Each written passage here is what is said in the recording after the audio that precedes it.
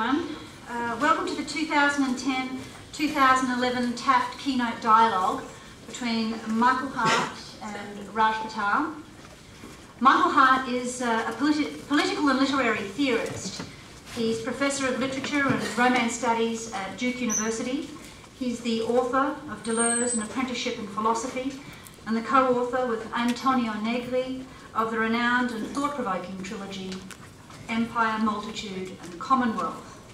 Empire has been translated into what I think is now 10 languages? Is that about right? How many? How many? Whoa.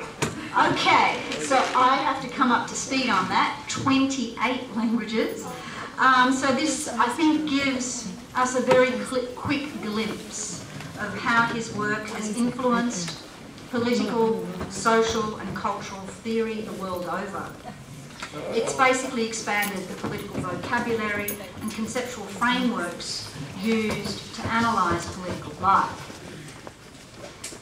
In Commonwealth, Hardt, in collaboration with Negri, fine-tunes the concept of the commons, tracing it back to the 17th century British idea of Commonwealth, which originally referred to systems of management for land held in common, i.e. forests.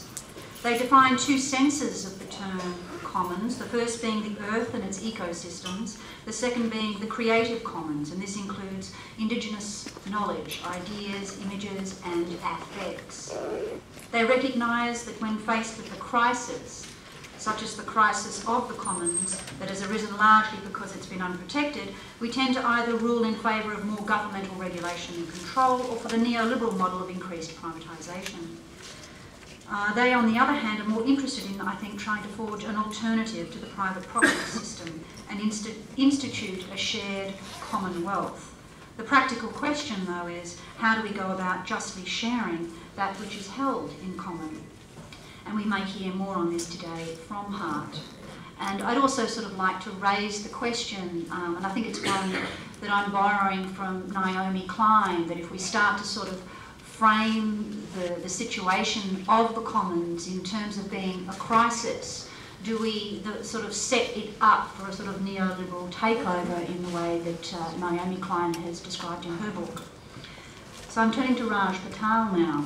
He's a visiting scholar at UC-Berkeley Centre for African Studies and an honorary research fellow at the School of Development Studies at the University of KwaZulu-Natal in Durban, South Africa, and a fellow at the Institute for Food and Development Policy, Food First in Oakland.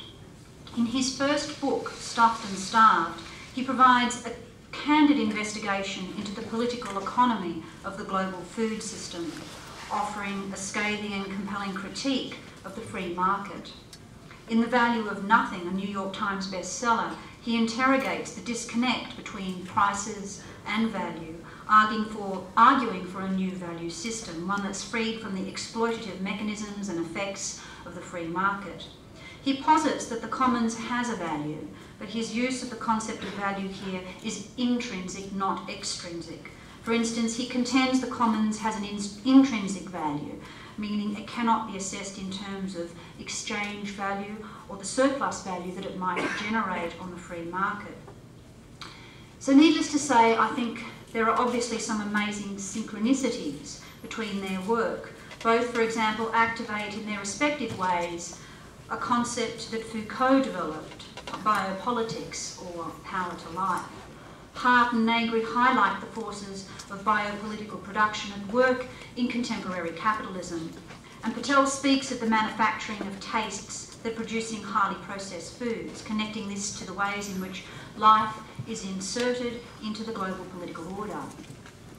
Both provide important criticisms of the logic of private property and neoliberalism.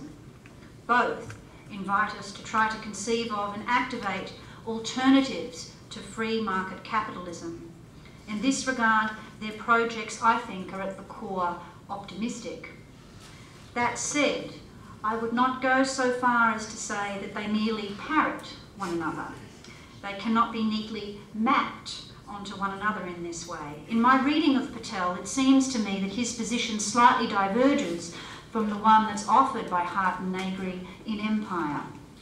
For if I read you correctly, Michael, In Empire, you and Negri are proposing that there is a decentered network of power in operation across the world, and it's producing a new global order, one that's quite different to the old model of imperial power based upon the unilateral control of other lands.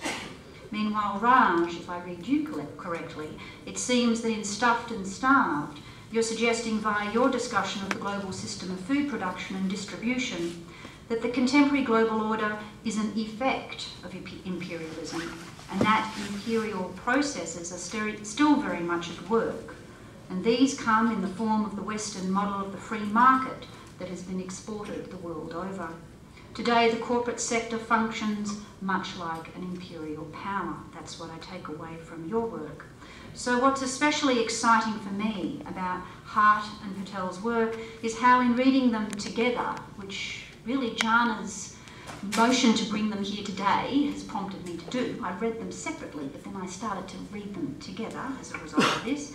Philosophy starts connecting with the ground life of politics and the everyday contradictions that shape the world in which we live. The alarming paradox that Patel has pointed out of 1 billion starving alongside 1 billion obese.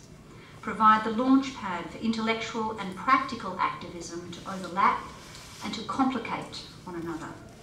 I'd like to take this opportunity to thank the Taft Centre for Research for generously funding this event.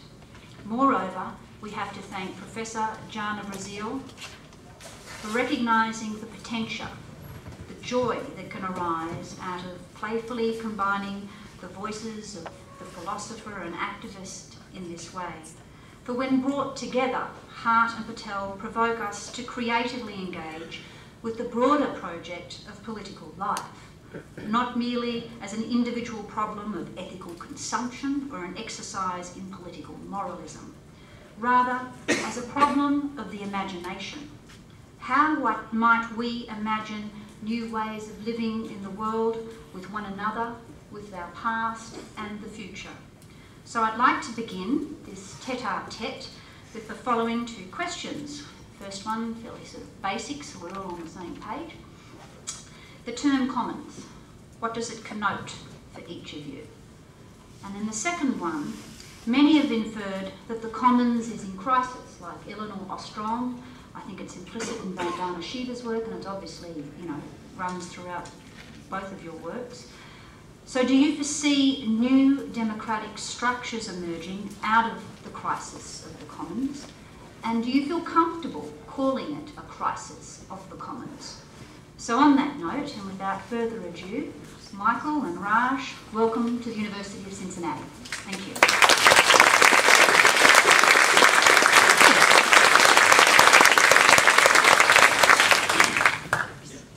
So, you hear us?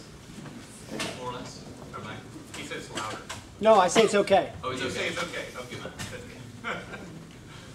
So what we thought we'd do is jump in with to answer the commons question first, and then circle the crisis question to unpick it a little bit. Go ahead.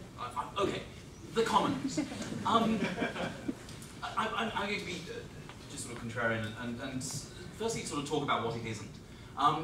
Largely because where the discussion around the commons is always sort of overshadowed by Garrett Hardin and the idea of the tragedy of the commons. And just to get everyone up to the same, up to speed, imagine we are a village and we are surrounded by a forest. And Garrett Hardin's thought experiment from 1968 was basically assume two things. Assume first that we are selfish and greedy people, and then second, assume that the forest around our village is unowned by anyone.